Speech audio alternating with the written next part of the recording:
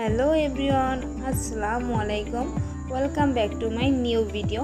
আমি আপনাদের সামনে নিয়ে এসেছি কিভাবে বাসার পুরানো জিনিস নতুনের মতো করে তোলা যায়।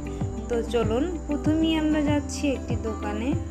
তো রং করার জন্য আমাদের যা যা প্রয়োজন সেগুলো আমরা নিয়ে আসলাম। তো প্রথমেই আমরা যেটা নিলাম সেটা হচ্ছে এগুলা এশিয়ান পেইন্টের একটা। তো এটার নাম হচ্ছে টিম্বার গ্লেজ। এটা হচ্ছে গ্লেজ দেয়, আর এটা হচ্ছে সেরেজ কাগজ।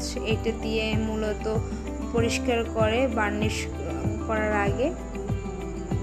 আর এগুলো হচ্ছে ব্রাশ, চার যে রকমের ব্রাশ নিতে ইচ্ছা করে। তো এটা হচ্ছে আমরা মূলত ফুলের জন্য নিয়েছি, যে ব্রাশ করব ফুলের ভিতরে সম্পূর্ণ কভার করার জন্য। আর এটা হচ্ছে মমটা দেওয়ার কারণ হচ্ছে এখানে অনেক জায়গায় ছিদ্র থাকে, এগুলো ভরাট করার জন্য যে আমরা মম নিয়েছি। তো এই মমের সাথে আমরা যেটা অ্যাড করব সেটা হচ্ছে, এটাকে বলা হয় চকের গুঁড়া। তো আমরা চকের গুঁড়া নিলাম, মোম আর চকের গুঁড়ো। আর এটা হচ্ছে গজ কাপড়, এটা হচ্ছে রেডাক্সে। এটা দিয়ে আমরা সব শেষে হাত পরিষ্কারের জন্য এটা আর একবার দেখিয়ে নিলাম।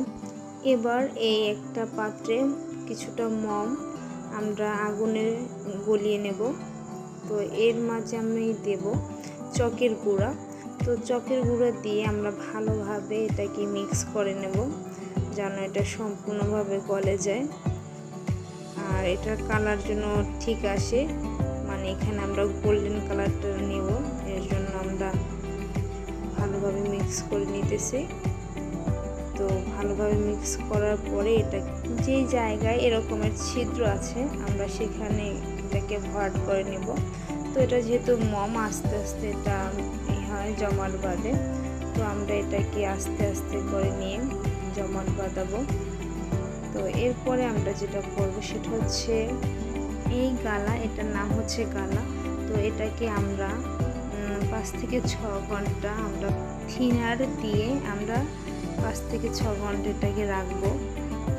থিনার আর গালা গলে যাবে। তো এই তো দেখেন কি রকমের হয়েছে এটা।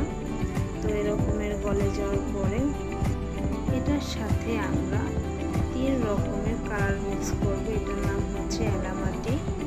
তো আর এটা হচ্ছে সিঁদুর, আর এটা হচ্ছে হলুদ হচ্ছে কালার, এটা গোল্ডেন কালার। তো আমরা প্রথমে গোল্ডেন কালারটা মিক্স করব।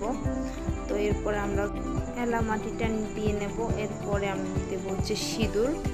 তো এগুলো অল্প অল্প করে দিতে হবে। তো এরপরে মিক্স করে নেব। এরপরে যেটা করতে হবে, এরপর আস্তে আমাদের এই জিনিসগুলোকে নিয়ে তারপর আমরা আস্তে আস্তে এগুলোকে কালার করতে থাকবো। তো একবারে কালারটা আসবে না, এর থেকে 2-3 বার দিতে হবে শুকানোর পরে। তো শুকানোর পরে 1 থেকে 3 বার দিতে হবে, তাহলে দেখবেন আপনাদের যে রকমের কালারটা চাচ্ছেন ও রকমের কালারটা আসবে। তো যে রকমের কালার দিতে চান ওখান থেকে বাড়িয়ে কমিয়ে দিতে পারবেন। এই তো আমরা নিজেদের মতো করে এগুলোকে ভালোভাবে রং করতেছি। তো ব্রাশ দিয়ে আপনি এখানে ফুল আছে তো এগুলাকে কভার করে নিতে পারেন। ব্রাশটা থাকলে হয় কি ছোট ছোট জায়গায় এগুলা কভার করা যায়।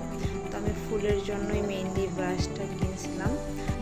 তো আমরা এখানে একবার দিই নাই, এখানে আমরা একবার দিয়েছি, তারপর শুকাইছে, তারপর আমরা আবার দিয়েছি। তো সব শেষে যখন কালারটা আসবে তখন আমরা এই টিম্বার গ্লেজ এটা দেব। তো কালারের উপরে আমরা শুকানোর পরে এটা লাস্টে কভার দেব। তো এই টিম্বার গ্লেজটা আসলে এটা গ্লেজটা আসার জন্য। তো এই তো আমাদের সব কিছু ডান। তো কেমন হয়েছে সবাই অবশ্যই জানাবেন। আল্লাহ হাফেজ।